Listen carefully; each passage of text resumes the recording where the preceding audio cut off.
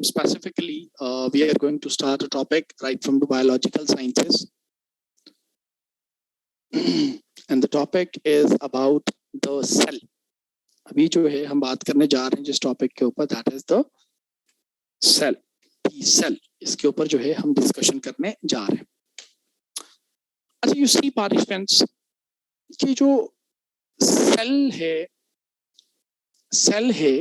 the cell है, it is a biological unit. It is a biological unit which is present in the living things. अच्छा, ये जो cell है, it is basically present in the living things. Living things के अंदर ये मौजूद हमें मिलता है. लिविंग थिंग्स जो हैं उनके अंदर जो है एज अ फाउंडेशन जो है वो हमें मौजूद मिलता है. बट यू सी पार्टिसिपेंट्स की इटसेल्फ ये जो वर्ड सेल है, वर्ड सेल को अगर हम थोड़ा सा समझने की कोशिश करें, देखने की कोशिश करें, तो we find all right Usama, thank you. जो वर्ड सेल है, it comes from, it is derived from the cellula. Another word जो कि सेल्यूला के नाम से मौजूद है, वहां से हमने इसको डिराइव किया है. और सेल्यूला के अगर मीनिंग को देखने की कोशिश करें तो it stands for, it meant for meaning small room, कि छोटी सी एक चीज है. स्मॉल रूम जो है बेसिकली हमने इसका मीनिंग जो है वो डिनोट करते हैं. और ये बात जो है वो सेल को लेके ठीक भी हमें दिखाई देती है. द रीजन इज कि अच्छा, when we look at the cell, तो सेल itself जो है we find कि अच्छा जनाब ये एक माइक्रोस्कोपिक स्ट्रक्चर के तौर पे हमें दिखाई देता है. It is itself is a microscopic structure, and that microscopic structure cannot be seen with the naked eye. हम इसको आम आंख से जो है वो बेसिकली नहीं देख सकते. We have to employ the microscope to see the cell. It cannot be seen with the naked eye. आम आंख से इसको नहीं देखा जा सकता. So it's a microscopic structure which is mainly present in the living things, which is mainly present in the basically जितनी भी लिविंग थिंग्स हमारे पास मौजूद हैं उन तमाम के अंदर जो है जो बुनियादी चीज हमें दिखाई देती है, that is the cell. By the way, living things में अगर हम देखने की कोशिश करें तो वी फाइंड कि ये जो सेल है, it is present in multiple living things. For example, we find the cell in the animals, we find the cells in plants as well, we find the cell in the humans as well, we find the cell in the micro organisms as well. Micro organisms के अंदर भी मौजूद है. तो basically तमाम की तमाम जो लाइफ फॉर्म्स हैं, उन तमाम के अंदर जो है बेसिकली हमें जो बुनियादी चीज दिखाई देती है, that is the cell. Basically that is the cell. कि तमाम चीजों के अंदर जो है हमें बुनियादी तौर पे जो चीज दिखाई देती है. Font size is short, hard to see in mobile. Font size बच्चे ये तो नॉर्मल है, बेसिकली मैंने रखा हुआ है. पार्टिसिपेंट्स क्या ये प्रॉब्लम इसको अब स्क्रीन पे बच्चे फॉन्ट साइज जो है मैं देख लेता हूँ इसको. अब इसको मैं और कितना बड़ा करूं?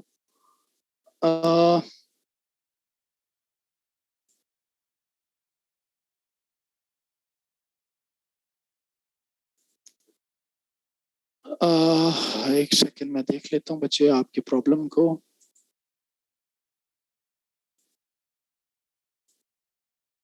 मैं देख लेता हूँ आपके प्रॉब्लम को.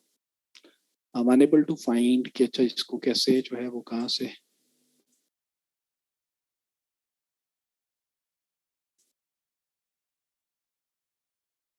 नहीं हो पा रहा, नहीं मिल रहा बच्चे.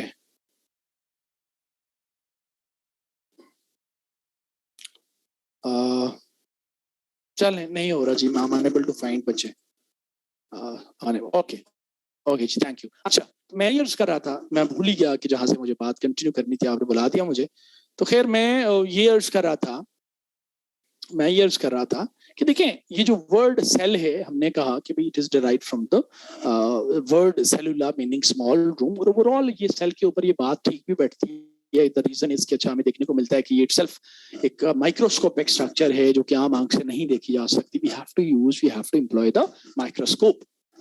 ओवरऑल थोड़ा सा अगर इसकी ब्रीफ हिस्ट्री को देखने की कोशिश करें बारिश में, तो वी फाइंड कि ये जो सेल है, it is firstly discovered by, it is firstly, सबसे पहले जो है बेसिकली इसको, इसकी जो डिस्कवरी है वो बेसिकली जो क्रेडिट है वो बेसिकली जाता है रॉबर्ट हुक को।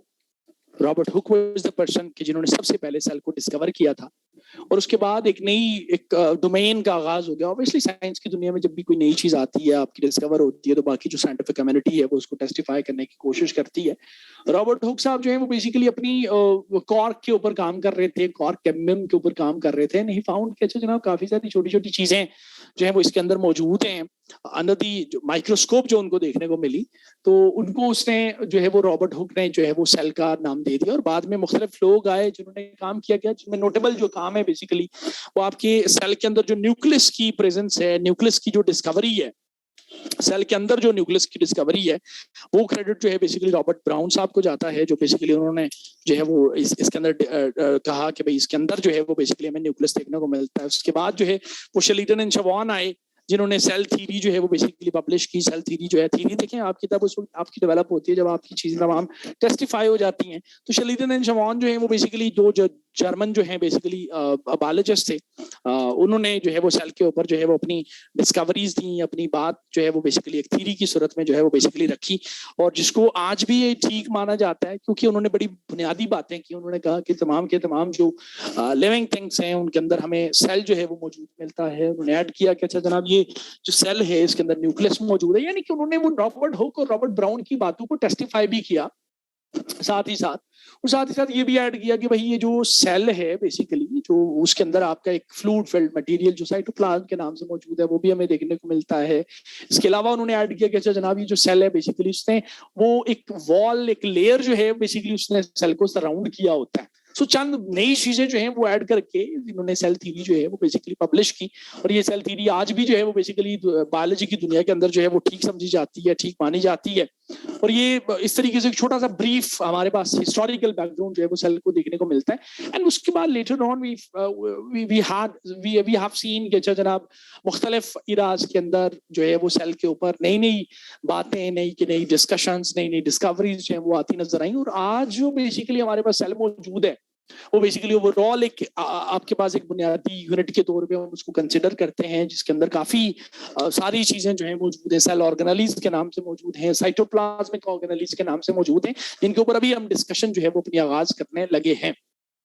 सो ओवरऑल सेल को अगर हम देखें तो एक माइन्यूट स्ट्रक्चर है, माइक्रोस्कोपिक स्ट्रक्चर है, जो कि आपके तमाम के तमाम लिविंग थिंग्स के अंदर मौजूद है।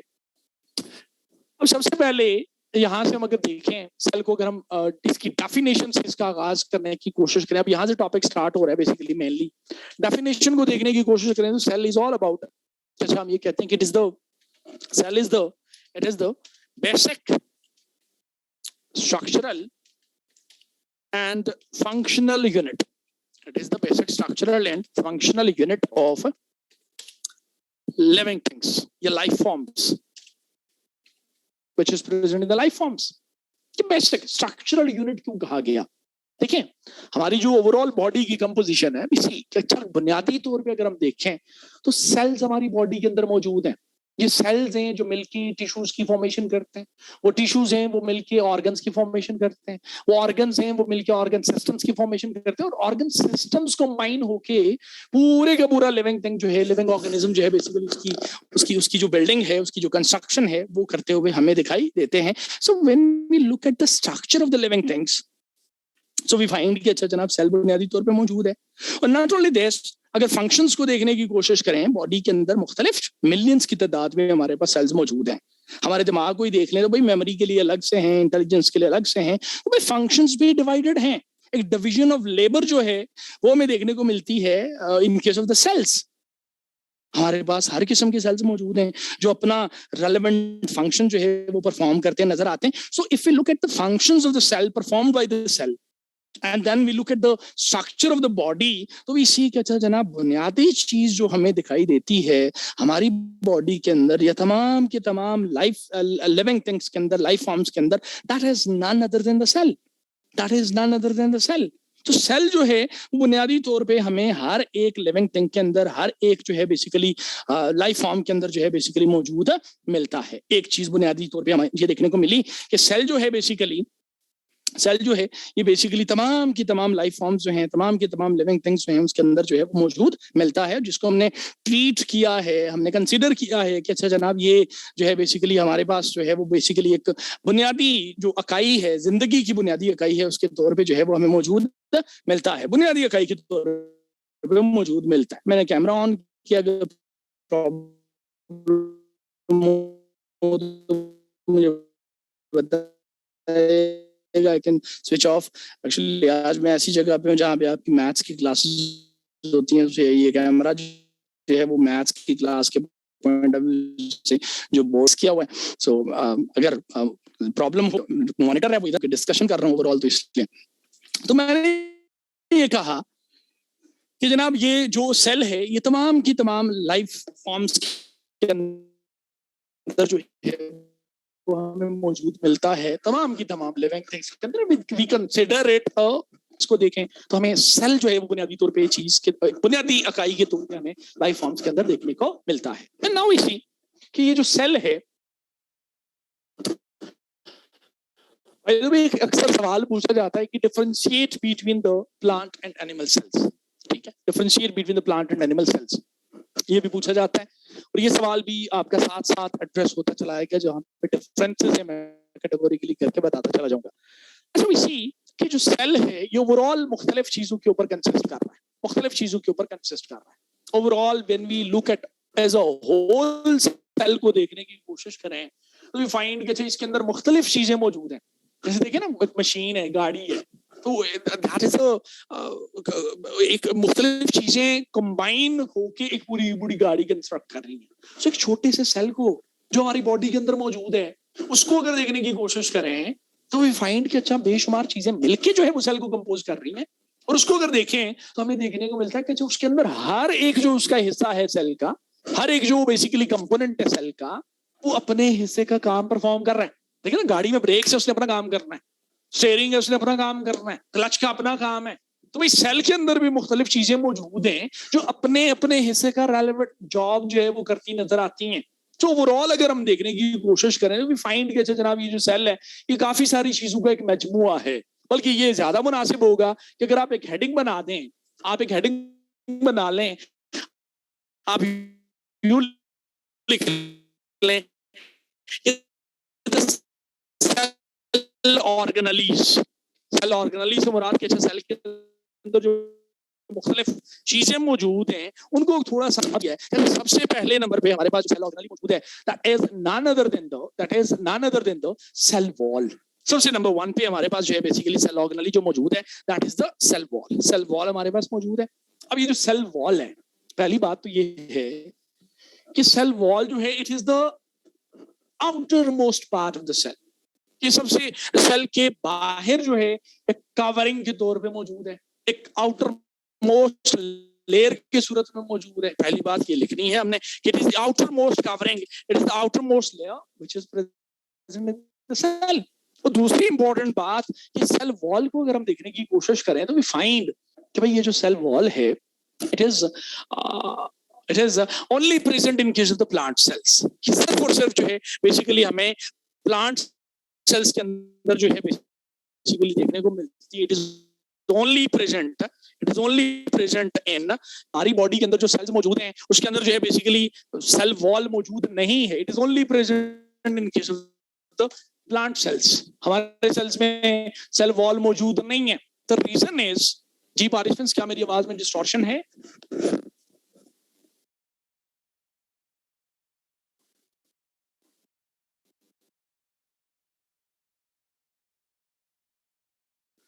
माइक का क्या है? अब देखें,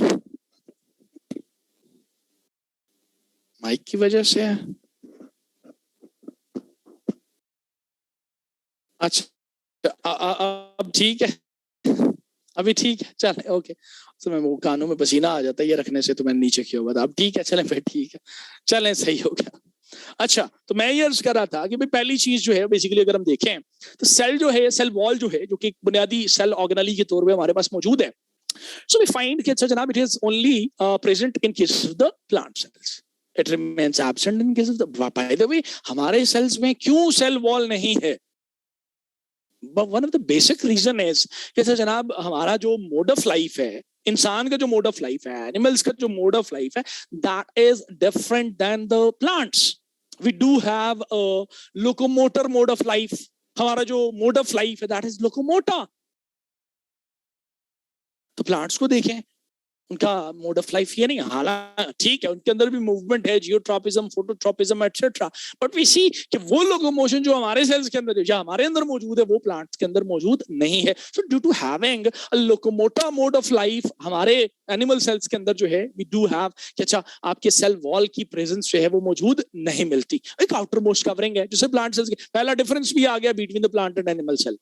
And not only this, by the way, बात को थोड़ा सा आगे बढ़ाने की कोशिश करें तो इसी कि जो सेल वॉल है, जो आउटर मोस्ट कवरिंग है, भाई इसको अगर हम देखें तो we have divided this whole of the cell wall into the 3 segments. And we see कि अच्छा एक तरफ हमारे पास जो है basically we do have the primary cell wall. Primary cell wall हमारे पास मौजूद है, और प्राइमरी सेल वॉल को अगर हम देखें तो primary cell wall is a very softer kind of layer. It is a delicate kind of layer. It is softer. It is flexible. It is even plastically stretchable as well. Plastically stretchable as well. बड़ी minute किस्म की, बड़ी soft किस्म की layer जो है वो हमें देखने को मिलती है, which is the innermost as well. सबसे अंदर मौजूद होती है, सबसे अंदर मौजूद होती है. और ये जो आपकी प्राइमरी सेल वॉल की डेवलपमेंट है, विसी कैसे जनाब, जैसे ही किसी नए सेल की फॉर्म मिशन होती है तो उस वक्त जो है बेसिकली सेल वॉल जो है वो हमें डेवलप होती नजर आती है. It develops in a newly growing cell, अगर आप लिखना चाहें तो इसको भी लिखा जा सकता है. It develops in a newly growing cell. Newly growing cell, जैसे ही आपका नया नया सेल बनता है तो उस वक्त जो है वो बेसिकली सेल वॉल की फॉर्मेशन या डेवलपमेंट जो है वो हमें देखने को मिलती है. और ये बन composed of cellulose. Bye the way cases MCQs है कि भाई ये किस क्या कंपोजिशन होती है सेल वॉल की. So main the chief component, the chief constituent of the cell wall is the cellulose. It is made up of cellulose जो सबसे अंदर मौजूद है, थिन है, फ्लेक्सिबल है, प्लास्टिकली स्ट्रेचेबल है, इनरमोस्ट है. It develops in a newly growing cell and it is made up of the cellulose as well. And that's इसी तरीके से when we talk about the secondary cell wall, अच्छा एक secondary cell wall भी मौजूद है. भाई secondary cell wall को अगर देखें तो it is present in the outermost portion. It is the outermost portion of the cell wall. सबसे बाहर मौजूद है. It is present सबसे बाहर मौजूद है. outermost basically part है हमारे पास overall. इसका क्या नाम है इसका, सेल वॉल का आउटरमोस्ट लेयर है, आउटरमोस्ट पार्ट है. And it is not flexible nor softer. Instead it is hard, it is rigid, it is harder, it is rigid. और इसी वजह से वी फाइंड कि अच्छा जनाब ये जो सेल वॉल है it is mainly responsible to provide protection to the cell as well. Overall cell इसके अंदर आपका मौजूद होता है, इनक्लोज्ड होता है, और ये सेल को प्रोटेक्ट कर रही है. वो सेल जो कि आम आंख से नहीं देखा जा सकता, वो सेल जिसको देखने के लिए माइक्रोस्कोप जो है उसको एम्प्लॉय करना पड़ेगा, उसकी प्रोटेक्शन करना इसका काम है, उसको शेप देना जो है बेसिकली ओवरऑल इस सेल वॉल का काम है. तो रिजिड है, हार्डर है. को अगर देखें बाय द वे इसकी जो नेचर है as compare to the primary cell wall, वो थोड़ी सी डिफरेंट इसकी कंपोजिशन की वजह से ही है. ये रिजिड है, hard head due to its composition. We find कैसे जनाब it is mainly made up of the cellulose. वही cellulose जो थोड़ी देर पहले भी ऊपर लिखा हुआ है, cellulose से ही मिलके बनी हुई है, हमें मौजूद मिलते हैं. चेन्स की सूरत में सेलुलोसिस जो है वो मौजूद मिलते हैं, और चेन्स की सूरत में हेमिसोलिलोसेलुलोसिस हमें देखने को मिलते हैं. एंड वी फाइंड कैसे जनाब ये जो रहती है. And not only the hemicelluloses in it, we find कि जनाब इसके अंदर लिग्निन भी मौजूद है. By the way इसके अंदर जो रिजिडिटी है उसकी बुनियादी वजह लिग्निन. कहाँ से आता है लिग्निन? तो भाई वो चीजें, वो मिनरल्स जो कि प्लांट जो है जमीन से अब्सॉर्ब करके जमीन से ऑब्जॉर्ब करके मुख्तलिफ जगहों पे इस्तेमालात कर रहा होता है। ये मटेरियल है ओवरऑल लिग्निन, जिसके अंदर में जो है वो स्टिकी मटेरियल, आपका जो मिनरल्स वगैरह है, इस तरह की चीजें मौजूद मिलती हैं। और it is responsible for the rigidness, ये आपको सख्ती फराम करता है। सेकेंडरी सेल वॉल को सख्ती फराम करता है, मजबूती फराम करता है। तो ये हमारे पास सेकेंडरी सेल वॉल है। और एट द सेम टाइम ये भी अर्ज करता चलूं कि जो सेकेंडरी सेल वॉल है इट डेवलप्स इटसेल्फ। ये कब डेवलप होती है भाई? जब सेल मैक्सिमम अपनी ग्रोथ को अटेन कर लेता है, जितना उसके अंदर साइज के अंदर उसके अंदर इजाफा होना था, दरकार था, वो हो जाता है। तो उस वक्त जो है वो basically cell secondary cell wall जो है वो बेसिकली, यानी मैं लिख भी देता हूं कि इट डेवलप्स और व्हेन मैक्सिमम साइज, जितना साइज उसके अंदर इजाफा होना, तो उस वक्त जो है वो बेसिकली सेकेंडरी सेल वॉल जो है वो बेसिकली डेवलप होती है, में नजर आती है। सेकेंडरी सेल वॉल डेवलप होती नजर आती है। तो भाई ये सेल वॉल ही चल रहा है जो कि प्लांट सेल के अंदर मौजूद है। और not only this, bye the वे, भाई ये जो प्राइमरी और सेकेंडरी सेल वॉल है, और भाई इन दोनों के दरमियान में we are having a sticky gel like material, and that sticky gel like material is none other than the middle lamella. Okay, तीसरे नंबर पे we are having the middle lamella as well. What is this middle lamella? पहली बात ये है कि अच्छा, it is a sticky gel like material। सादा सी बात है, it consists of a sticky gel like material। बल्कि थोड़ा सा और भी अगर इसको लिखना चाहें तो लिख सकते हैं, it is a sticky gel like material, sticky gel like material, जिसके अंदर क्या है वो काका, इसके अंदर पानी है, वाटर मौजूद है, और भाई इसके अंदर कैल्शियम मौजूद है, और भाई इसके अंदर मैग्नीशियम मौजूद है, पोटाशियम मौजूद है, इसके अंदर सॉल्ट्स मौजूद हैं।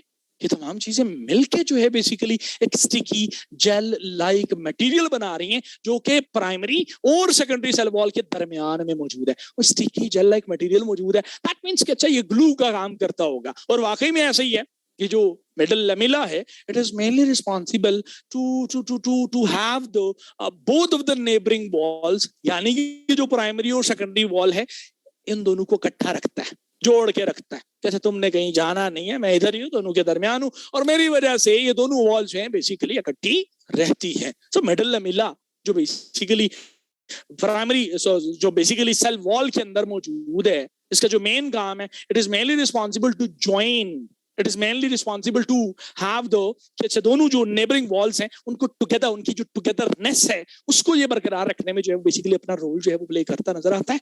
और ये किससे बना हुआ है? पानी है, मिनरल्स वगैरह, सॉल्ट्स वगैरह बेसिकली इसके अंदर मौजूद मिलते हैं। और ये ओवरऑल सेल वॉल जो है बेसिकली प्लांट सेल्स के अंदर ही मौजूद है, हमारे सेल्स के अंदर, एनिमल सेल्स के अंदर, and it is one of the difference between the plant and animal cell. अगर ये पूछ ले तो क्या है ना, cell wall is absent in case of the animal cells। एक डिफरेंस भी आ गया।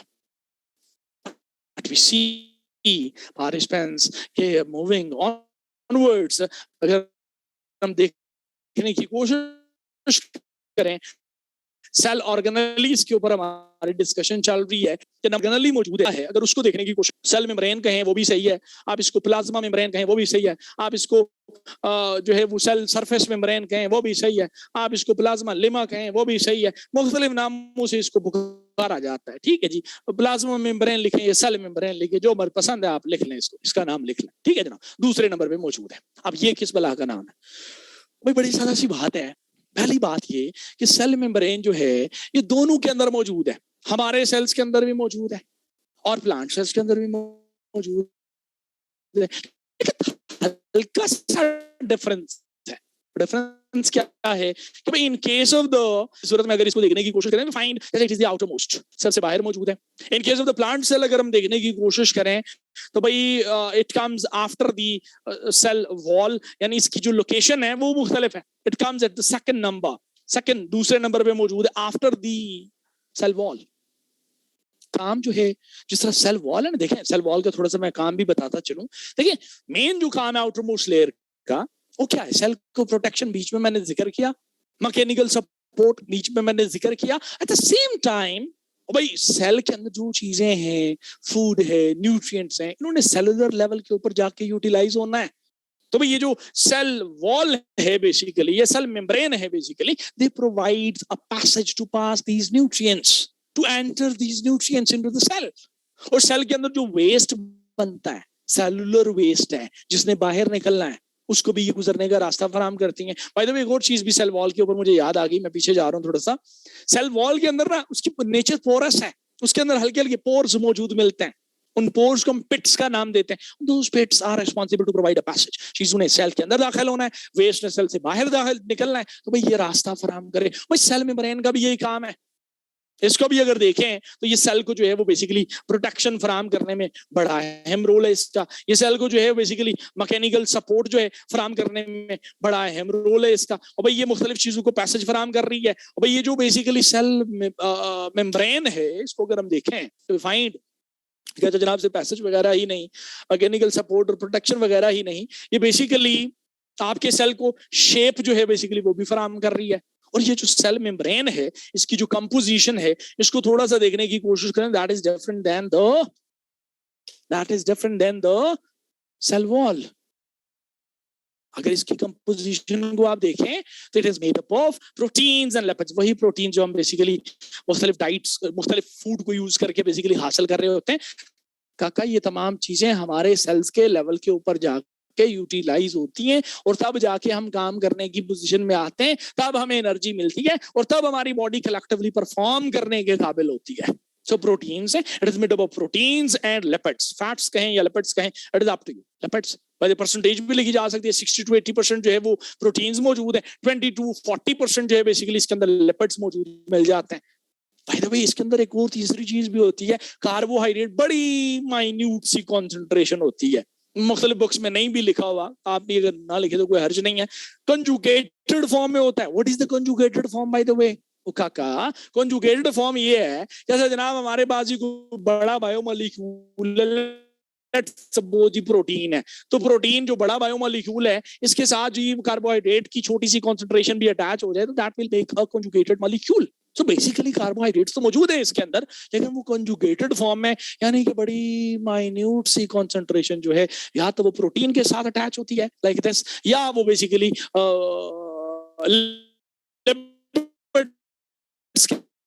के साथ जो है वो अटैच होगी, बड़ी माइन्यूट सी कॉन्सेंट्रेशन, उसको हम कंजुगेटेड फॉर्म कह रहे हैं। Proteins and the lipids. कौन जनाब? Cell membrane. बड़ी सादा सी बात हो गई। अच्छा ये मौजूद है। भाई तो सेल मेम्ब्रेन को लेके एक मॉडल भी आया हुआ है, फ्लूइड मोज़ैक मॉडल। और वो फ्लूइड मोज़ैक मॉडल हमें बताते हैं कि भाई ये जो बेसिकली आपकी जो सेल मेम्ब्रेन है,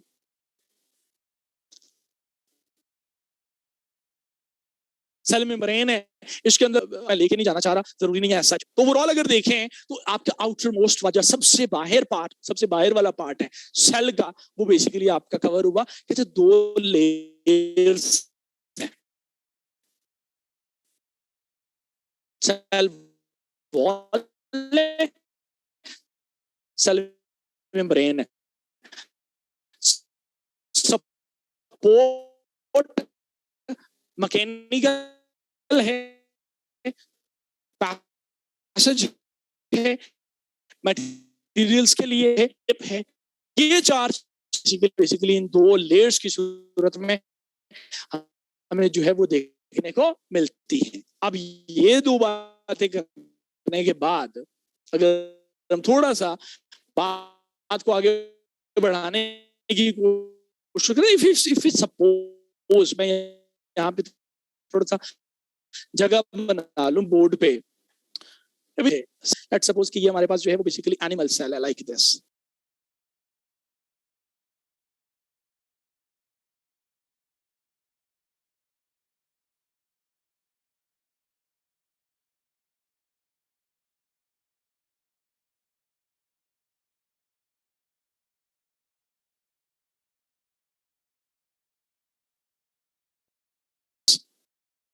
इसको अगर आप देखें तो वो हमें कुछ इस तरीके से मौजूद मिलता है लाइक दिस।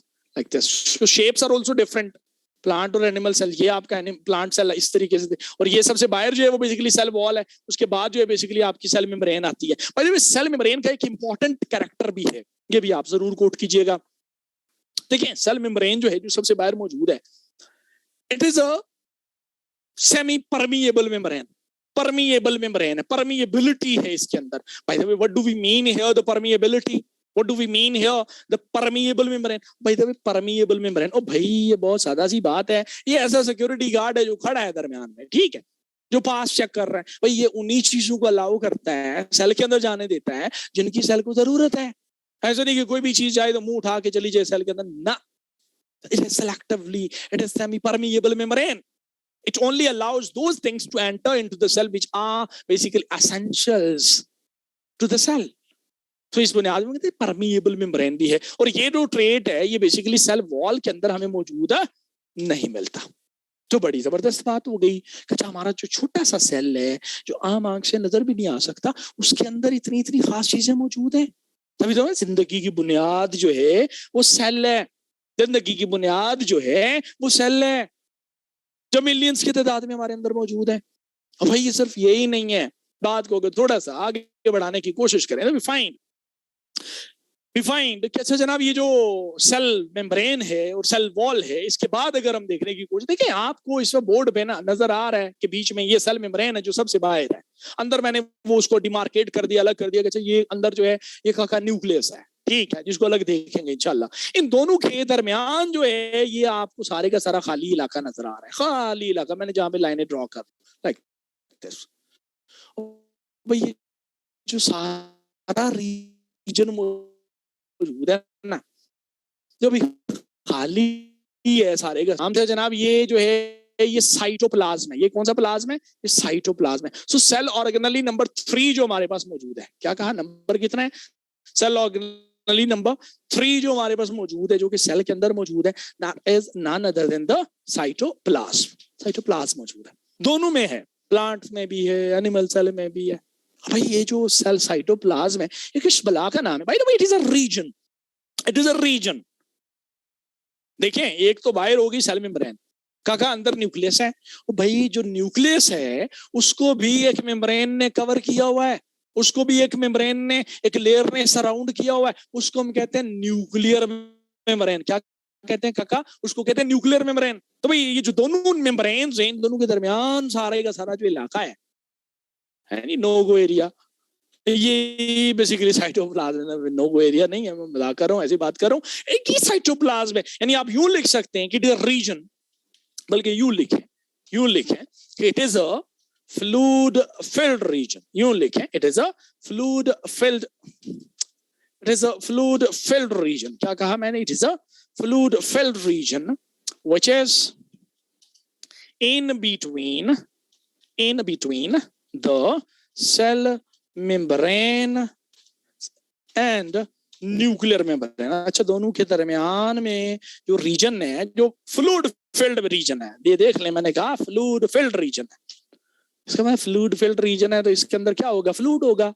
ओ काका, वो फ्लूइड ही तो है। क्यों? ओ क्योंकि इसके अंदर भाई 90% जो है इसके अंदर जो है वो हमें साइटोप्लाज्म के अंदर वो पानी मौजूद है। काका वो पानी जो आप पीते हैं सेलुलर लेवल के ऊपर जाके इस्तेमाल हो रहा है ना, पिए ना, जरूरतें ये पूरी नहीं होंगी, सेल की जरूरत नहीं, नले लाए भाई नले राजू, 90% तो वाटर आपका मौजूद है। तभी तो पानी जिंदगी की बुनियाद है। बॉडी के अंदर ओवरऑल जो बॉडी की कंपोजिशन है उसके अंदर पानी का रोल है। आपके हर एक हिस्से के अंदर पानी मौजूद है, मेजॉरिटी में पानी मौजूद है। वो मैं अलग बात करूंगा बैलेंस डाइट में, वाटर के ऊपर जाके एक बैच को एक आधा पार्ट पढ़ा है, लेकिन वाटर के ऊपर अलग स्पेसिफिकली बात होनी है इंशाल्लाह। तो भाई 90% तो वाटर है, और बाकी जो है इसके अंदर ये जो बेसिकली आपका साइटोप्लाज्म है, भाई इसके अंदर 8% पता क्या मौजूद है? इसके अंदर का 8% जो है मुख्तलिफ चीजें मौजूद हैं। इसके अंदर मिनरल्स भी हैं, इसके अंदर सॉल्ट्स भी हैं, इसके अंदर अमीनो एसिड्स भी हैं, इसके अंदर फैटी एसिड्स भी हैं, और इसके अंदर विटामिन्स भी हैं, मुख्तलिफ चीजें मौजूद हैं। और इसके अंदर 2% जो पार्ट है बेसिकली इस साइटोप्लाज्म का, उसके अंदर गैसेस मौजूद है। कौन सी गैसेस हैं? कार्बन डाइऑक्साइड, मेनली ऑक्सीजन मौजूद है इसके अंदर। तो ओवरऑल अगर देखें तो ये एक फ्लूइड फिल्ड रीजन है which is present in between the nuclear membrane and the cell membrane. ठीक है जी, फ्लूइड फिल्ड पार्ट है, फ्लूइड फिल्ड रीजन है। क्या काम है, क्यों मौजूद है? भाई ये तो हो नहीं सकता ना, इसका कोई काम ना हो, बड़ी जरूरी चीज है बाय द वे, इसके बगैर काम नहीं चल सकता। 8% मैंने कहा अशरफ बच्चे, 8% amino acids, fatty acids, salts, minerals, vitamin, collectively कहा मैंने ये चीजें मौजूद है इसके अंदर। तो भाई ये मौजूद है। अच्छा ये जो रीजन है ये बड़ा वाइटल है, ये बड़ा इंपॉर्टेंट है। बाय द वे क्यों इंपॉर्टेंट है? क्योंकि इसके काम बड़े तगड़े हैं। कामों की अगर बात करें तो सबसे पहली चीज ये है कि बारिश में जो साइटोप्लाज्म है ना, इसके बाद जितने भी ऑर्गेनालिज्म पढ़ेंगे ना, जितने भी पार्ट्स का हमने जिक्र करना है ना सेल के अंदर, वो सारे के सारे इधर ही मौजूद है, इसी रीजन में मौजूद है। And it is mainly responsible to provide a site to other organelles, जिनको हम साइटोप्लाज्मिक ऑर्गेनालीज भी इसी बुनियाद पे कहते हैं क्योंकि वो इसके अंदर मौजूद होते हैं। सो मेनली जो है ये बेसिकली उनको जो है वो रहने की जगह, ये लैंड लॉर्ड है, किराए पे अपनी जगह दे रखी है। ये पेपर में नहीं लिखना कि किराए पे अपनी जगह रखी है, मैं क्या साइट प्रोवाइड कर रहा है, दूसरे ऑर्गेनालीज को रहने की जगह जो है वो फराहम कर रहा है। और जहां पे सिर्फ साइट ही नहीं दे रहा, ये दूसरे ऑर्गेनालीज जो है उनकी प्रोटेक्शन की जो है बेसिकली उसके ऊपर भी मामूर रहता है, प्रोटेक्शन भी कर रहा है। और सबसे इंपॉर्टेंट जो चीज है इसके जो बड़े कामों में इसका जो जिक्र करना है हमने, कहता है it is a region where the cellular activities takes place.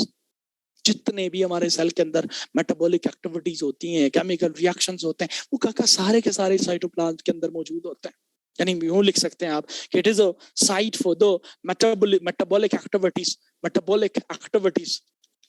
Metabolic activities या सेलुलर एक्टिविटीज यूं भी लिख सकते हैं, या it is a site, it is a place, it is organelle where the maximum chemical reactions takes place which usually takes place at the cellular level. जो cellular level के ऊपर काका जो केमिकल रिएक्शंस होने होते हैं वो सारे यहाँ पे होते हैं, तो इसके अंदर इन्वॉल्व है। और ना सिर्फ ये भाई, it is a store house as well. इसके देखे ना स्टोर हाउस किसके लिए स्टोर हाउस है? काका सारा कुछ तो यहाँ पे मौजूद है, सारा कुछ तो यहाँ मौजूद है। यहाँ पे अमीनो एसिड्स भी हैं, यहाँ पे ग्लूकोज भी मिल जाता है, विटामिन भी मिल जाते हैं, सॉल्ट्स भी मिल जाते हैं, मिनरल्स भी मिल जाते हैं, पानी भी मिल जाता है, सारा कुछ मिल जाता है। स्टोर हाउस है ये। बाय द वे ये जो सेल का साइज के अंदर एक्सपेंशन होती है ना काका, सेल बढ़ता है, एक्सपैंड होता है, इट इज एक्चुअली कि अच्छा आपका जो हमारा सेल्स का जो साइटोप्लाज्म है ना जी, वो एक्सपैंड होता है, वो एक्सपैंड होता है, साइज एक्सपैंड होता रहेगा, एक्सपैंड उसके नतीजे में फिर सेल का साइज जो है वो भी बढ़ता है। एक ऑप्टिमम साइज को अटेन करने के बाद ये रुक जाता है, और जब ये रुक जाता है फिर सेल मेम्ब्रेन आपकी जो वो आपकी चीजें जो है वो डेवलप होना शुरू हो जाती हैं। तो it is a region from where the cell expands as well. It is the region which is the storehouse as well. It is the region where the maximum cellular activities takes place as well. It is the region which is responsible to provide sight and protection to other organelles as well. Important चीज है। और काका सिर्फ यही नहीं, it is also responsible to provide a passage to pass the genetic material. जो genetic material है ना काका, DNA RNA वगैरह हो गया, वो उसकी जो फॉर्मेशन है वो काका अंदर होती है वहां पे। वो जो न्यूक्लियस आपको नजर आ रहा है, वो न्यूक्लियस के अंदर एक और हिस्सा होता है न्यूक्लियोलस, वहां पे होता है जेनेटिक मटेरियल की फॉर्मेशन। डीएनए आरएनए वहां बनता है, वहां से स्विम करता हुआ बाहर आता है। साइटोप्लाज्म जो है वो इसको गुजरने का रास्ता फराहम करता है, यूं स्विम करके बाहर। So it is also responsible to provide a passage to the genetic material as well. Genetic material जो है बेसिकली उसके लिए जो है वो एक रास्ता जो है बेसिकली उसको भी ये फराहम करता हुआ हमें नजर आता है। तो इम्पोर्टेंट काम है इसका भाई, साइटोप्लाज्म का इंपॉर्टेंट काम है। बाय द वे साइटोप्लाज्म है ना जी, ये दो हिस्सों में हम इसको डिवाइड भी करते हैं। इसका जो बाहर वाला रीजन है, यानी जो इसका वो रीजन जो कि हमें जो है वो सेल मेम्ब्रेन की तरफ नजर आता है, उसको हम एक्टोप्लाज्म कहते हैं। जो अंदर वाला रीजन है जो न्यूक्लियर मेम्ब्रेन की तरफ है, उसको हम एंडोप्लाज्म का नाम भी देते हैं। अनयूजुअली भी सी के दोनों के अंदर फ्लूइड्स मौजूद है।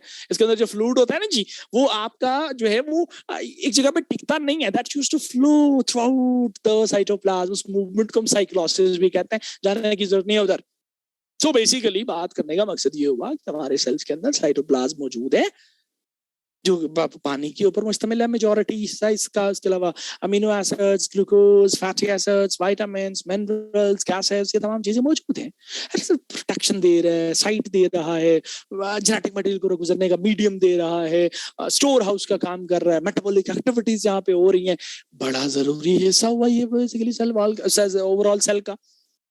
साइटोप्लाज्म हमारे पास मौजूद है भाई। साइटोप्लाज्म से बात को आगे बढ़ाने की कोशिश करें। डियर स्टूडेंट्स, आगे बढ़ने से पहले वो काका कुछ समझ में आ रही है कि नहीं आ रही? और बायो बात समझ में आ रही है, स्पेशली दोस्त जिनका बायो का कोई बैकग्राउंड नहीं है, वो समझ पा रहे हैं, आप पिक कर रहे हैं चीजों को।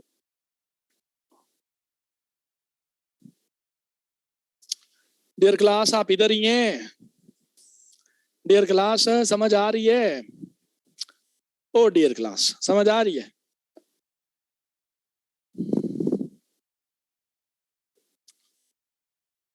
ऑल राइट, ठीक है जनाब, ठीक है, ठीक है, ठीक हो गया जनाब, ठीक है। अटेंटिव रहना है क्लास में, ठीक है, आगे पीछे की नहीं सोचनी, क्लास पे फोकस करना है। अच्छा, नाउ वी सी इससे अगर हम आगे बढ़ने की कोशिश करें तो वी फाइंड, देखिए ये तो हो गया न्यूक्लियस, ठीक है। अब न्यूक्लियस से आगे बढ़े ना, न्यूक्लियस से आगे बढ़ने की कोशिश करें तो we find we do have another cell organelle as well।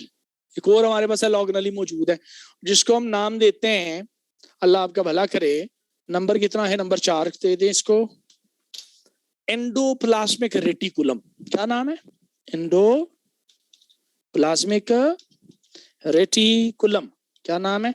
Endoplasmic reticulum, ठीक है, नंबर 4 पे मौजूद है, दोनों में मौजूद है, प्लांट एनिमल सब में मौजूद। अब देखिए बात को समझने की कोशिश कीजिएगा, बारिश में गौर कीजिएगा, और आपकी तवज्जो बड़ी दरकार होती है, ठीक है, तवज्जो नहीं करेंगे तो मसला नहीं हल होगा। देखिए ये जो न्यूक्लियर मेम्ब्रेन है, जो कि जिसने न्यूक्लियस को सराउंड किया हुआ है, प्रोटेक्ट किया हुआ है, इसके अंदर मौजूद है न्यूक्लियस। यहां से ना क्या होता है कि कुछ इलोंगेटेड सैक्स जो है वो प्रोड्यूस होते हैं, लाइक दिस, कुछ इलोंगेटेड सैक्स जो है वो प्रोड्यूस होते हैं, इमर्ज होते हैं, एक्सटेंड होते हैं right from the nuclear membrane. और ये जो इलोंगेटेड सैक्स मैं लिखने लगा हूं, परेशान नहीं होना आपने, इनको हम कहते हैं सिस्टर्ने। और ये जो सिस्टर्ने, ये आगे चल के ना, they used to fuse together, they used to convert themselves into a network। और ये जो नेटवर्क है, नेटवर्क ऑफ सिस्टर्ने है, that is the endoplasmic reticulum। so इसकी डेफिनेशन क्या होगी? इसकी डेफिनेशन क्या होगी काका? इसकी डेफिनेशन होगी कि endoplasmic reticulum it is a network of cisternae. And what are the cisternae? What are the cisternae? मैं लिख रहा हूं यहां पे, elongated sacs which originates from the nuclear membrane। from where? from the nuclear membrane, from the nuclear membrane। कहानी clear हो गई?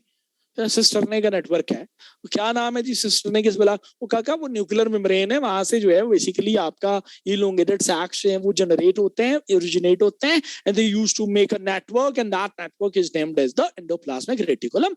बड़ी सादा सी बात हो गई।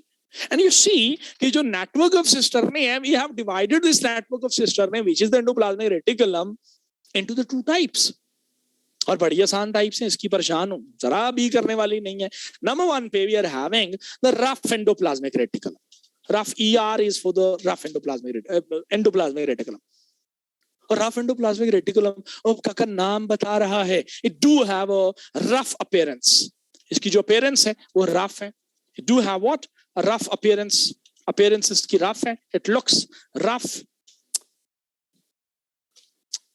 it has the rough appearance। एक बात,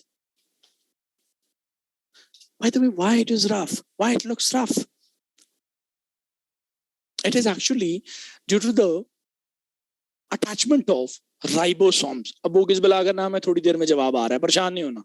यानी कि यू में से बाय द वे बड़ा कॉमन MCQs है ये CSS का। तो MCQs से याद है इस बार जो एग्जाम हुआ है 2022 का, बहुत ही सादा और आसान MCQs पूछ लिए इस बार GSA में। 20/20 आवाम ठीक करके आ गई है माशाल्लाह से, अल्लाह कामयाब करे, बच्चों को बड़ी खुशी हुई।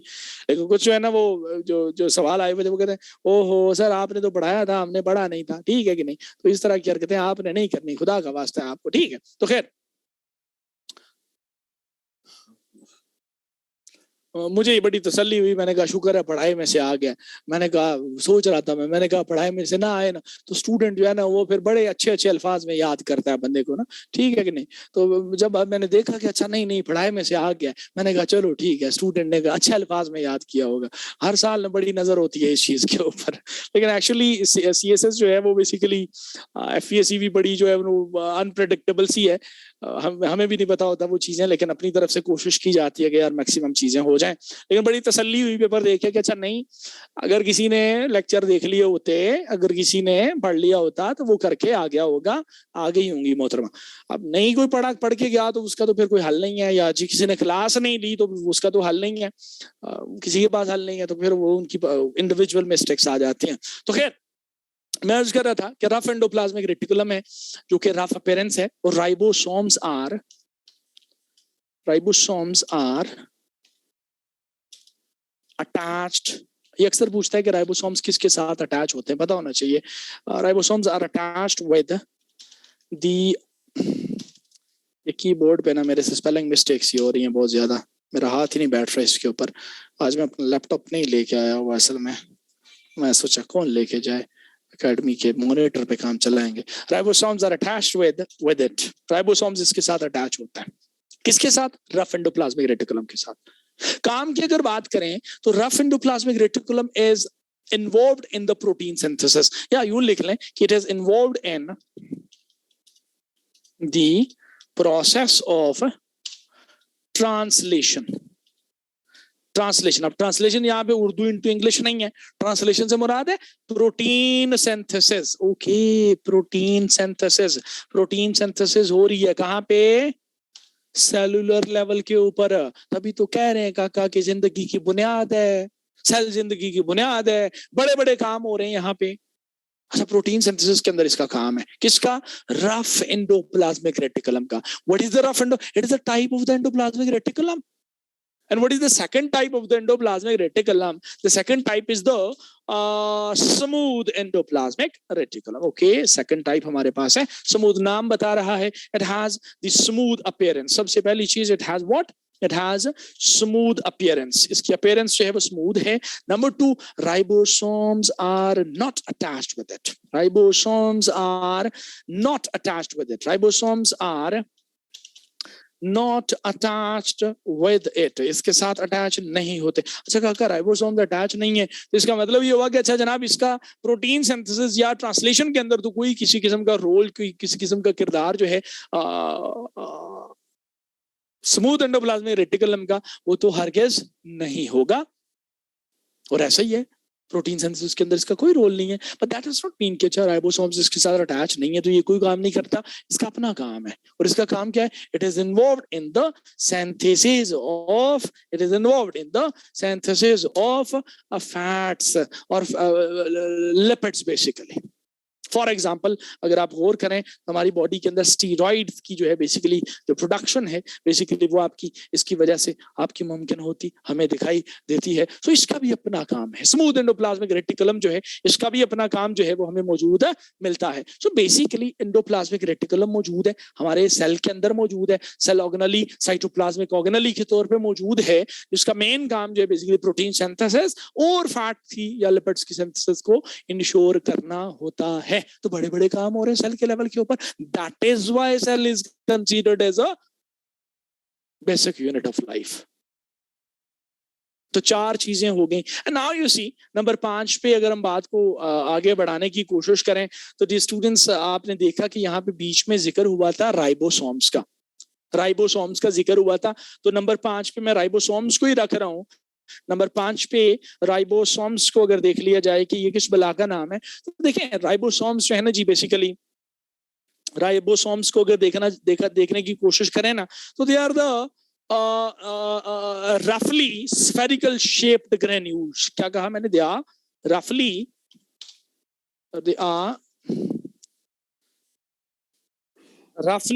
spherical shaped granules, roughly spherical shaped granules which are formed in the nucleus. इनकी फॉर्मेशन कहाँ पे होती है? न्यूक्लियस में, एग्जैक्टली न्यूक्लियोलस के अंदर।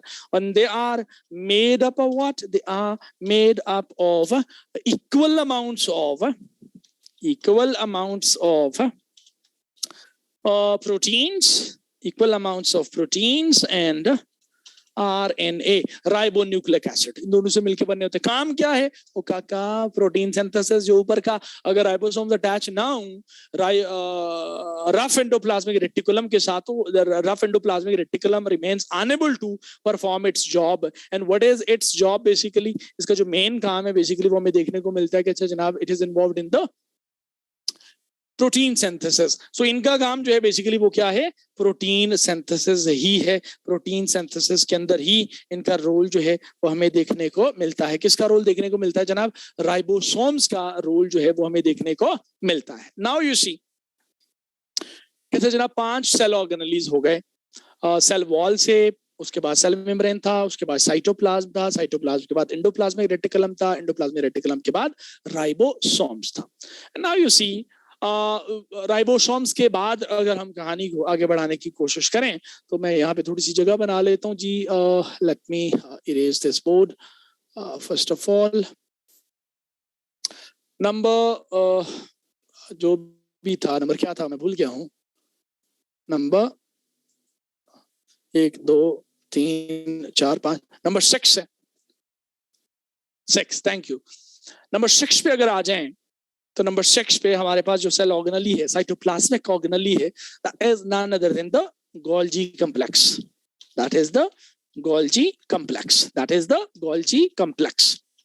ये बेसिकली गोल्जी कॉम्प्लेक्स ना, ये गोल्जी बेसिकली बंदे का नाम था, उन्होंने डिस्कवर किया था, कैमिलो गोल्जी उसका पूरा नाम था, इसलिए उसको गोल्जी कॉम्प्लेक्स ही कहते हैं। देखें ना जी, आपने अगर कोई आपके लोगों ने कोई डिस्कवर किया होता तो फिर आप भी नाम रखना आसान होता ना। फिर होता हाजी सनाउल्लाह कॉम्प्लेक्स है जी, हाजी रहमतुल्लाह कॉम्प्लेक्स है जी, शबाज कॉम्प्लेक्स है जी, हमजा कॉम्प्लेक्स है जी, नवाज शरीफ कॉम्प्लेक्स है जी। तो ये बस गोरू ने काम किए तो फिर उन्हें अपने हिसाब से नाम रखे हैं, ठीक है कि नहीं? तो खैर, गोल्जी कॉम्प्लेक्स जो है ये बेसिकली आपका जो है वो कैमिलो गोल्जी जो है बेसिकली उन्होंने इसको डिस्कवर किया है। अब कैमिलो गोल्जी ने बेसिकली जो गोल्जी कॉम्प्लेक्स डिस्कवर किया है क्या, बेसिकली देखें, बात को थोड़ा सा समझने की कोशिश कीजिएगा, बहुत आसान है। ये जो गोल्जी कॉम्प्लेक्स है ये भी एक नेटवर्क का नाम है। किसका नाम है? It is also a network. किसका? यूं लिख लें, it consist of vesicles. It consists of what? Vesicles. And what are those vesicles? और भाई थोड़ी देर पहले हमने देखा था कि भाई वो जो सिस्टर्नें थे वो आपस में मिल भी रहे थे, नेटवर्क बना रहे थे, वही आगे चल के उनकी फ्यूजन जो है वो भी होती नजर आती है। और उनकी फ्यूजन जो है बेसिकली ओके आगे चल के वो जिन स्ट्रक्चर्स को कंस्ट्रक्ट करते हैं बेसिकली उनको हमने जो है बेसिकली क्या नाम दे दिया? वेसिकल्स का नाम दे दिया। यानी it occurs due to the fusion of cisternae, they used to fuse together, और उनकी फ्यूजन के बाद जो है वो वेसिकल्स जो है बेसिकली उनकी फॉर्मेशन होती है। और ओवरऑल जो है बेसिकली इस नेटवर्क ऑफ वेसिकल्स को हमने जो है वो गोल्जी कॉम्प्लेक्स का नाम देते हैं। और ये गोल्जी कॉम्प्लेक्स इज वाइटल क्योंकि जो मेन काम है इसका, देखिए थोड़ी देर पहले हमने कहा था कि प्रोटीन सिंथेसिस होती है आपके रफ एंडोप्लाज्मिक रेटिकुलम पे, तो that synthesized protein is being transferred to the Golgi complex. और मेनली गोल्जी कॉम्प्लेक्स जो है it is responsible to convert that proteins into the further finishing products. मैंने यहाँ पे लिख भी देता हूँ कि द सिंथेसाइज्ड प्रोटीन, हाँ जी, the synthesized protein at the rough endoplasmic reticulum is being transferred to the Golgi complex। यहाँ पे उसको ट्रांसफर किया जाता है सबसे पहले, और फिर उसके बाद Golgi complex is responsible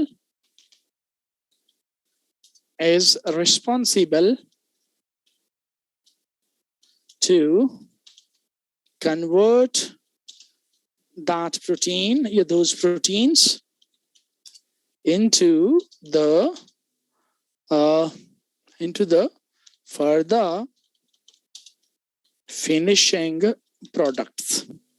further finishing products के अंदर convert करना is the job of the Golgi complex. और यही वजह है पार्टिसिपेंट्स की जो गोल्जी कॉम्प्लेक्स एनर्जी, ये आगे चल के हमें एक नए सेल ऑर्गेनली जो है बेसिकली उसकी जो सिक्रीशन है, उसकी जो फॉर्मेशन है, वो भी करता हुआ हमें नजर आता है। When we look at the number 7, तो नंबर 7 पे we do have the lysosomes.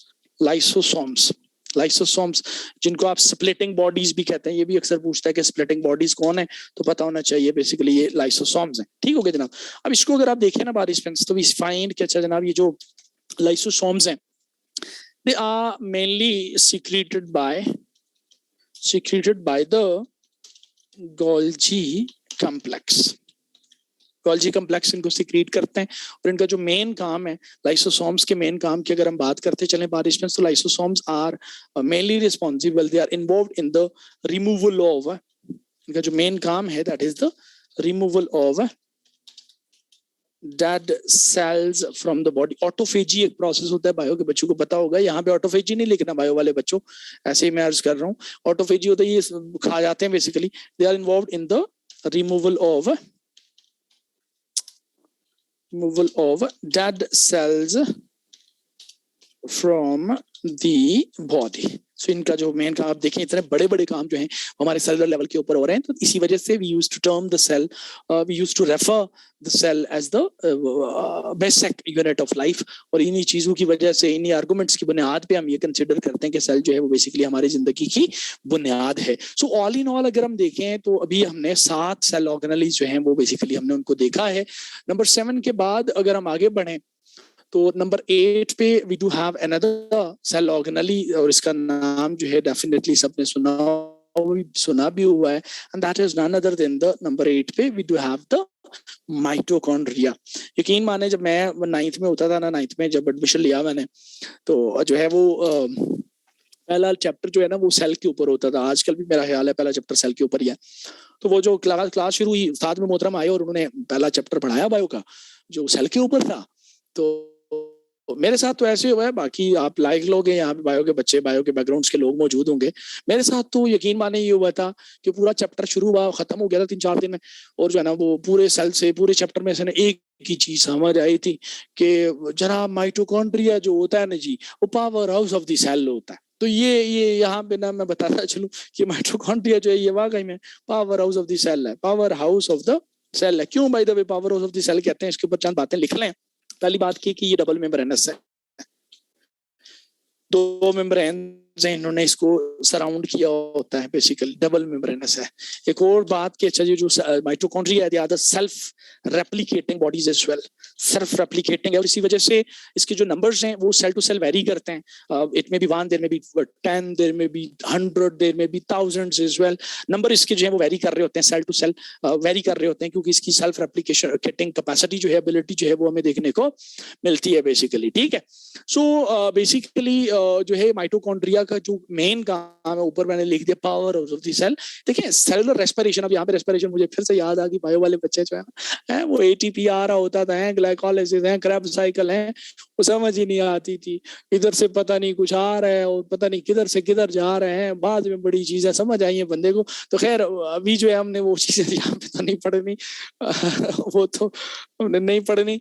तो खैर यहाँ पे मैं सादा सी बात अर्ज करता चलूं कि जो माइटोकॉन्ड्रिया है ना जी, the cellular respiration takes place, cellular respiration takes place at the mitochondria, और उसके नतीजे में we do have the formation of ATP adenosine triphosphate है जी, जो एनर्जी है बेसिकली, और इसी एनर्जी को आगे जो है वो सेल ने इस्तेमाल करना होता है।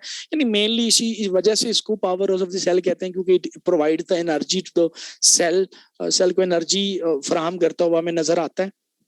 एडिनोसिन क्या हो गया, एडिनोसिन ट्राइफॉस्फेट, ATP एनर्जी है जी बेसिकली, यानी मेनली अगर देखें तो ये it is the responsible to provide energy to the cell basically. So cell के अंदर इतनी चीजें मौजूद हैं कि बॉडी को डिफेंड भी कर रहा है, बॉडी के अंदर एनर्जी को भी देख रहा है, बॉडी के अंदर मुख्तलिफ चीजों की सिंथेसिस को भी देख रहा है, बॉडी के अंदर परमिएबिलिटी को भी देख रहा है। इतने सारे काम एक छोटे से सेल के अंदर हो रहे हैं जो हमें आम आंख से नजर भी नहीं आता।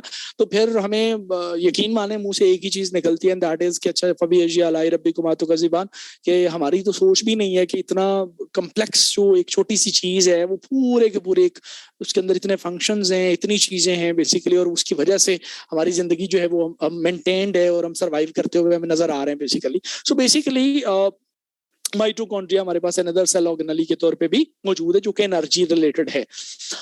Not only this, number 8 के बाद coming to the number 9, और number 9 पे we do have the presence of vacuole in the cell.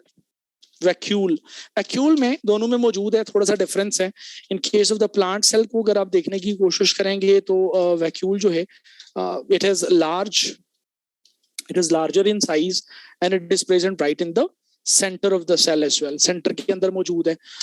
इसी तरीके से एनिमल सेल को अगर आप देखने की कोशिश करेंगे तो एनिमल सेल में जो है ये स्मॉलर है, it is not larger as in the plant cell, or it is not present in the center.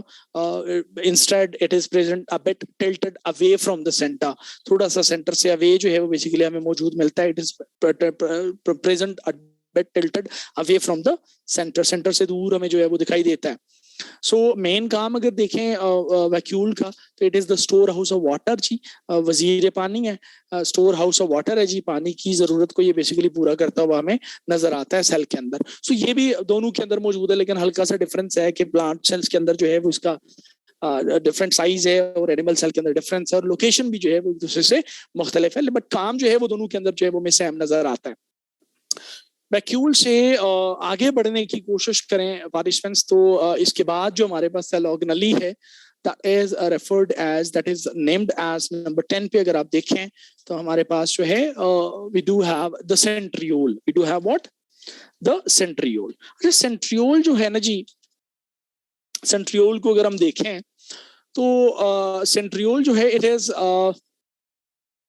only present, it is only present in animal cells, सिर्फ एनिमल सेल्स में मौजूद मिलता है। It remains absent in case of the plant cell. और काम जो है इसका अगर देखें तो सेल डिवीजन के अंदर इन्वॉल्व है।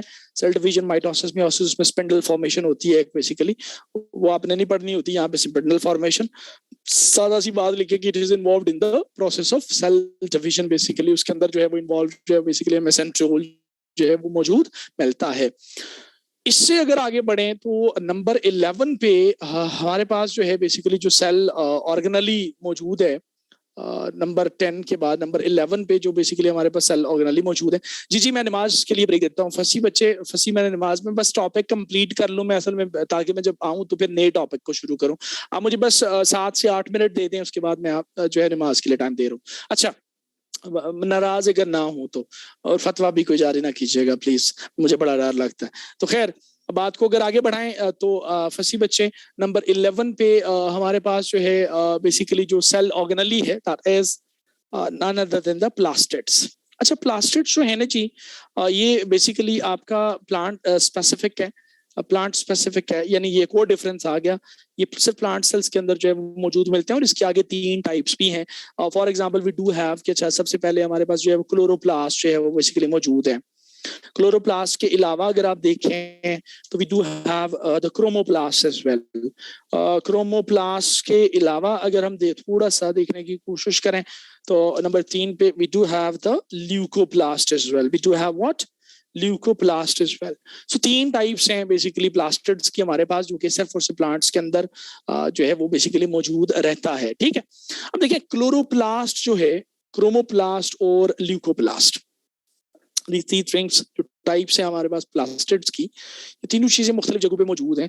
For example coming to the chloroplast, first of all इसको अगर थोड़ा सा समझने की कोशिश कर लें, क्लोरोप्लास्ट को ही समझने की कोशिश कर लें तो पहली चीज ये है कि जी क्लोरोप्लास्ट जो है ना ये बेसिकली लीव्स के अंदर मौजूद है, लीव सेल्स के अंदर मौजूद है। ठीक है, मेन जो इसका काम है वो फोटोसिंथेसिस के अंदर अपना रोल प्ले करना है, फोटोसिंथेसिस के अंदर अपना रोल प्ले करना है। इसको अगर आप देखें ना क्लोरोप्लास्ट को अगर आप देखें ना तो एक है कि अच्छा इसके इर्द गिर्द ना एक मेम्ब्रेन हमें देखने को मिलती है जिसको हम आउटर मेम्ब्रेन ही कहते हैं, कि it consist of outer membrane. एक फिर हम देखने को मिलता है कि उस आउटर मेम्ब्रेन के बाद ना इसका एक लिक्विड पार्ट आता है, और उस लिक्विड पार्ट को हमने जो है बेसिकली स्ट्रोमा का नाम दिया हुआ है। क्या नाम दिया हुआ है? स्ट्रोमा का नाम देते हैं। जो फोटोसिंथेसिस के अंदर पानी चाहिए होता है ना, वो यहाँ से बेसिकली जा रहा होता है। और नंबर 3 पे थोड़ा सा अगर गौर करने की कोशिश करें आप, तो इसका जो तीसरा पार्ट है जो स्ट्रोमा के बाद आता है, बेसिकली लिक्विड पार्ट जब जैसे खत्म होता है, तो उसके बाद जो है basically that is the basically grana. उसको हम ग्रेना के नाम से याद करते हैं। और ग्रेना बड़ा वाइटल है क्योंकि इस ग्रेना के अंदर ना मौजूद होते हैं थाइलाकॉइड्स। थाइलाकॉइड्स, इस थाइलाकॉइड्स के अंदर जो है वो बेसिकली मौजूद होते हैं। बेसिकली आपका जो है ना वो बेसिकली छोड़ दें, बल्कि इसके आगे ना जाएं, आप ग्रेना ही लिखें बस। ओवरऑल अगर लिखें इसको तो आपने सादा सी बात लिखनी है कि भाई ये फोटोसिंथेसिस के अंदर जो है अपना जो है वो रोल प्ले करता हुआ हमें नजर आता है, पानी को प्रोवाइड करता है वगैरह। इसके अलावा ग्रीन कलर को भी प्रोड्यूस करता है ये। आपके जो लीव्स हैं बेसिकली वो उसके अंदर ग्रीन कलर का भी प्रोड्यूस करता हुआ हमें नजर आता है। इसी तरीके से नंबर 2 पे क्रोमोप्लास्ट पे अगर आ जाएं, तो क्रोमोप्लास्ट जो है ये फ्लावरिंग प्लांट्स के अंदर मौजूद है, जो शायद मैंने पॉल्यूशन वाले लेक्चर के अंदर भी जिक्र किया होगा। ये इसका जो मेन काम है वो ये फ्लावर्स के अंदर मौजूद है। फ्लावर्स के अंदर एग्जैक्टली अगर आप देखेंगे तो ये आपको पेटल्स के अंदर मौजूद मिल जाता है। और इसका जो मेन काम है that is the contribution of colour, contribution of colour other than green. सब्ज रंग के अलावा जितने भी रंग हैं बेसिकली वो कंट्रीब्यूट करना, इम्पार्ट करना is the job of the chromoplast basically. ठीक है। सो ओवरऑल अगर देखें तो पॉलिनेशन में, अट्रैक्शन में, कलर प्रोडक्शन के अंदर जो है बेसिकली इसके अंदर भी सेल का रोल हमें देखने को मिलता है। Coming to the leucoplast now, तो ल्यूकोप्लास्ट जो है ये रूट्स के अंदर मौजूद होता है, रूट सेल्स के अंदर मौजूद मिलता है। और रूट्स के अंदर, रूट सेल्स के अंदर अगर हम देखें तो इसका जो मेन काम है that is the storage of food. Food को जो है वो स्टोर करने में जो है बेसिकली इसका रोल जो है, इसका किरदार जो है वो हमें देखने को मिलता है। सो बेसिकली इतने बड़े बड़े काम सेलुलर लेवल के ऊपर मौजूद मिल रहे हैं। और यहाँ पे अगर देखें तो प्लांट सेल्स के अंदर प्लास्टिड्स का भी बड़ा रोल है। फूड की स्टोरेज की अपनी सिग्निफिकेंस है, फ्लावर्स में कलर प्रोडक्शन की अपनी सिग्निफिकेंस है, उसके अलावा फोटोसिंथेसिस की प्लांट्स के अंदर अपनी सिग्निफिकेंस देखने को मिलती है। सो 11 सेल ऑर्गेनली हमने देखे, इसके पार्ट्स देखे। और अब लास्ट जो आखिरी हमारे पास ऑर्गेनली मौजूद है, जो कि बेसिकली हमारे पास मौजूद है जी न्यूक्लियस के नाम से। किस नाम से मौजूद है जी? न्यूक्लियस के नाम से मौजूद है। आखिरी जो लास्ट हमारे पास सेल ऑर्गेनली है that is present in the form of nucleus basically. Last number 12 पूरे दर्जन हो गया जी पूरा। अच्छा, न्यूक्लियस जो है ना जी, सबसे पहली चीज कि दोनों में मौजूद है। न्यूक्लियस तो होता ही है, दोनों सेल्स के अंदर मौजूद है। मेनली अगर देखें ना तो nucleus is surrounded by a membrane that is the nuclear membrane. पहले भी कहा मैंने, सराउंडेड बाय मेम्ब्रेन या न्यूक्लियर मेम्ब्रेन, यूं लिख लें आप। और ये न्यूक्लियर मेम्ब्रेन जो है ना जी दो तरह की है। एक आउटर मेम्ब्रेन होती है, एक इसकी जो है वो इनर है, इनर न्यूक्लियर मेम्ब्रेन है। और दोनों के दरमियान में ना पेरी न्यूक्लियर स्पेस होती है, पेरी न्यूक्लियर स्पेस होती है, जिसने ओवरऑल जो है बेसिकली न्यूक्लियस को जो है वो सराउंड किया होता है। ठीक है। इसके अलावा अगर देखें तो न्यूक्लियस जो है इसके अंदर न्यूक्लियर पोर्स हमें मौजूद मिल जाते हैं, जहां से एक्सचेंज होता है चीजों का। मुख्तलिफ चीजें आपकी जो है वो ऑब्वियसली जेनेटिक मटेरियल यहाँ पे होता है तो उसने बाहर निकलना होता है। इसके अलावा अगर देखें तो जेनेटिक मटेरियल जो है उसकी फॉर्मेशन, सबसे मेन काम इसका जो है वो जेनेटिक मटेरियल की फॉर्मेशन है, वो यहाँ पे हमें देखने को मिलती है जी। और डीएनए, आरएनए, प्रोटीन्स, ये सारी चीजें यहाँ पे मौजूद मिलती हैं। डीएनए है, आरएनए है, प्रोटीन्स हैं, ये सारी चीजें हमें जो है वो यहाँ पे मौजूद मिल जाती हैं। इसके अलावा अगर देखें तो ओवरऑल ये सेल को रेगुलेट करता है, सेलुलर एक्टिविटीज को रेगुलेट करने का काम जो है बेसिकली न्यूक्लियस का हमें दिखाई देता है। सो ऑल इन ऑल हमारे पास जो सेल है पार्टिसिपेंट्स, ये एक जिंदगी की बुनियाद है जी। हमारे जेनेटिक मटेरियल, जेनेटिक इंफॉर्मेशन सारी आपकी यहाँ से हासिल हो सकती है।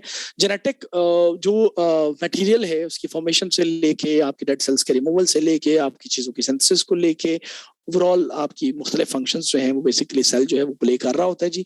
चाहे इंसान हो, चाहे जानवर हो, चाहे प्लांट्स हो। And that is why we used to call it कि अच्छा जनाब ये जिंदगी की बुनियाद है।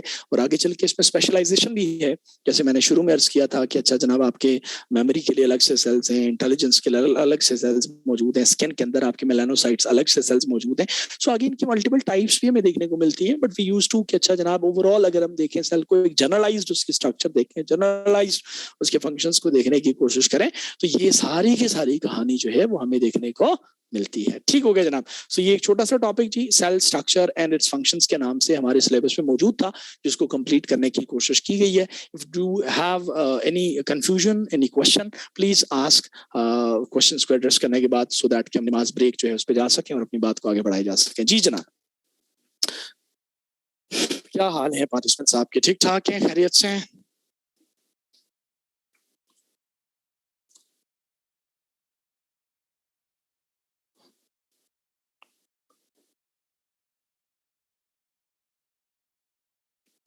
Cell division not understand. Hina Farooq cell division से मुराद सेल की मल्टीप्लिकेशन है। 1 into 2, 2 into 4, 4 into 8, 8 into 16, 16 into 32 and so on.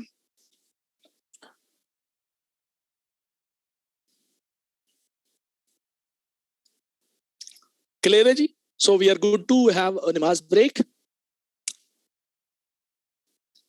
All right जी, थैंक यू जी। चलें जी, लेट्स हैव अ नमाज ब्रेक इंशाल्लाह, और ब्रेक के बाद जो है दोबारा से हाजिर होते हैं और आगे